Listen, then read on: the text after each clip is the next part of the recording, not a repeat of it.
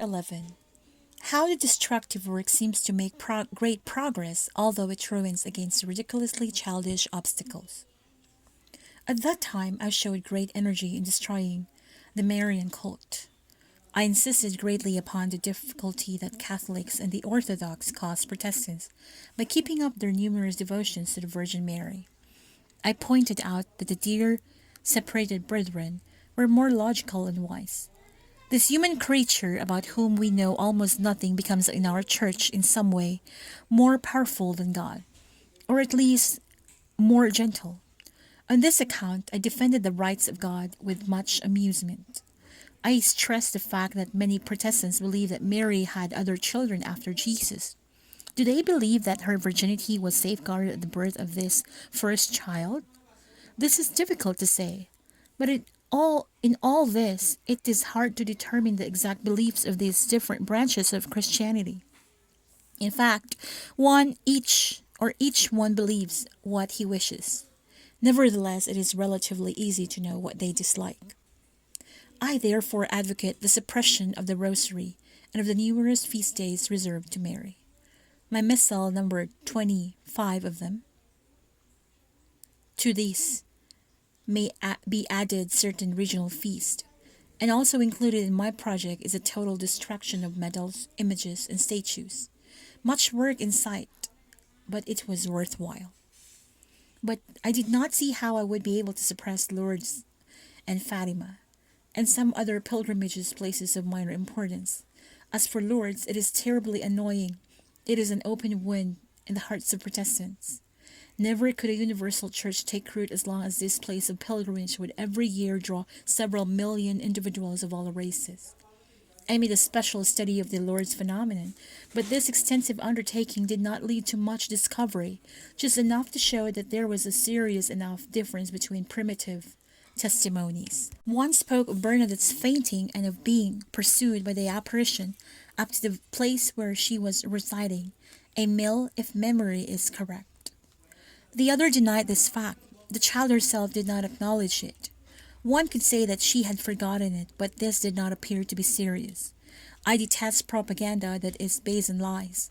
I know very well that a party approves lying when the greater welfare is at stake.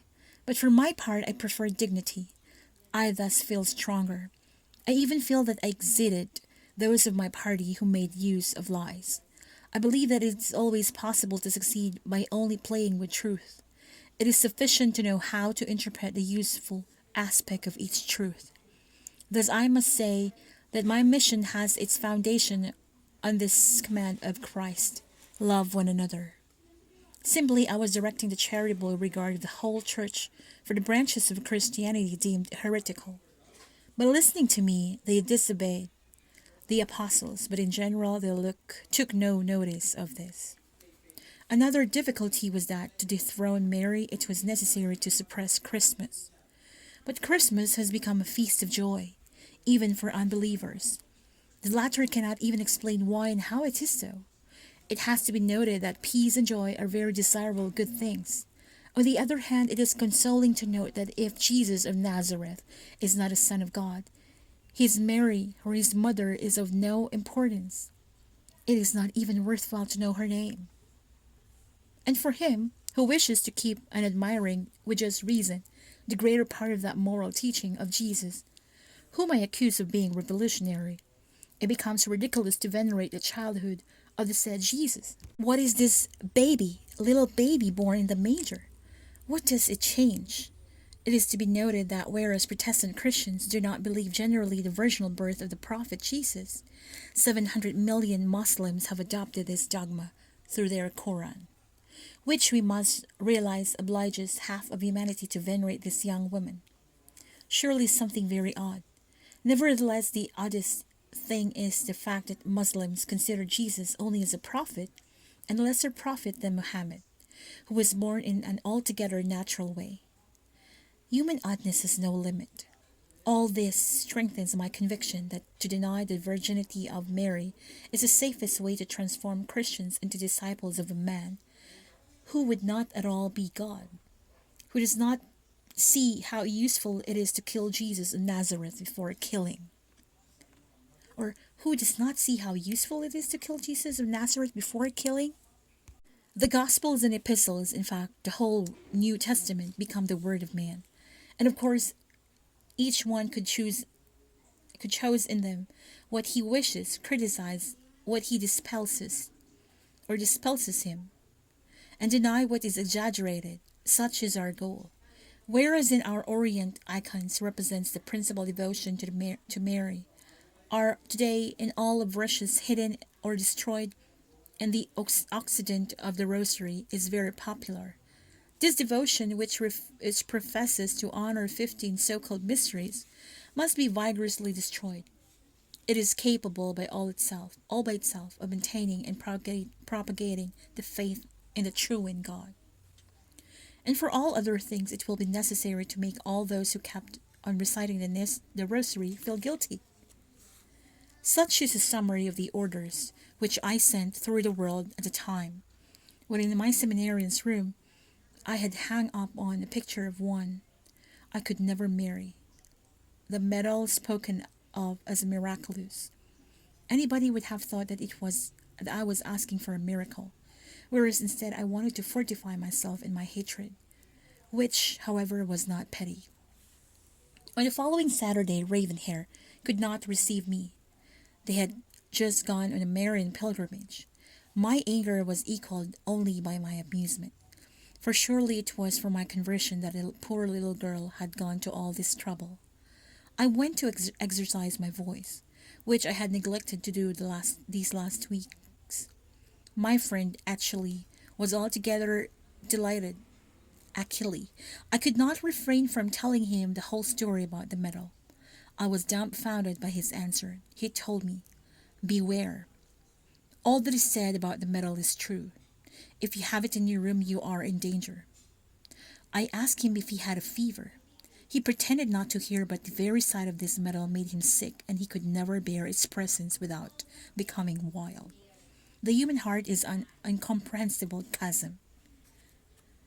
That my old professor, an ardent communist, could speak in such a manner worried me greatly. For the first time in my life I had doubts about the success of my mission. I felt frightfully unhappy, and then I stopped to think that this work was my only reason for living, my only love. I knew it theoretically, but on this day I learned it in the suffering of my mind, disgusted with the stupidity of one's heart. I wanted to discuss it with him, but to no avail. Achille answered, "I believe in nothing, neither in God nor in the devil, much less in the Virgin Mary, but I am afraid of that medal, that's all." "But do you believe that it could convert you?" I cried out, shaking him by the shoulders. He said to me, "Surely not, but I am afraid, that's all." "But do you see not the stupidity of this fear? Don't you see that it would be honorable for you to overcome this childish fear by placing this medal prominently in your house?" He did not answer, so I insisted. With weariness, he said to me, "Let's talk about something else." "No, I will pursue this matter to the end, for it is the future of humanity which is at stake in what you believe to be only childish. What will become of communists if, like you, they remain secretly terrorized by an icon or a medal? What will they become? Think." He did not answer, or he did not want to think. It was therefore up to me to do so in his stead, because for me it will always be impossible to remain passive in the face of defeat. Every difficulty excites me and is stimulating to me. In the face of his obstinacy, I left slamming the door, but I knew very well what I was going to do. On the following Saturday, before going to visit Ravenhair, I went by Achilles' house with a hammer, a nail, and the medal and its chain. Without allowing him to discuss it, I went straight to his bedroom.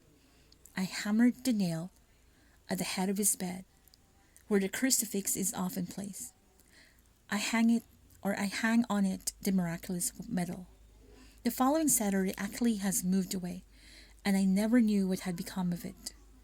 This disappearance with a great inconvenience for my activities, at least until Achilles could be replaced. Upon leaving, he had returned to me the medal, and also the key to the post office box.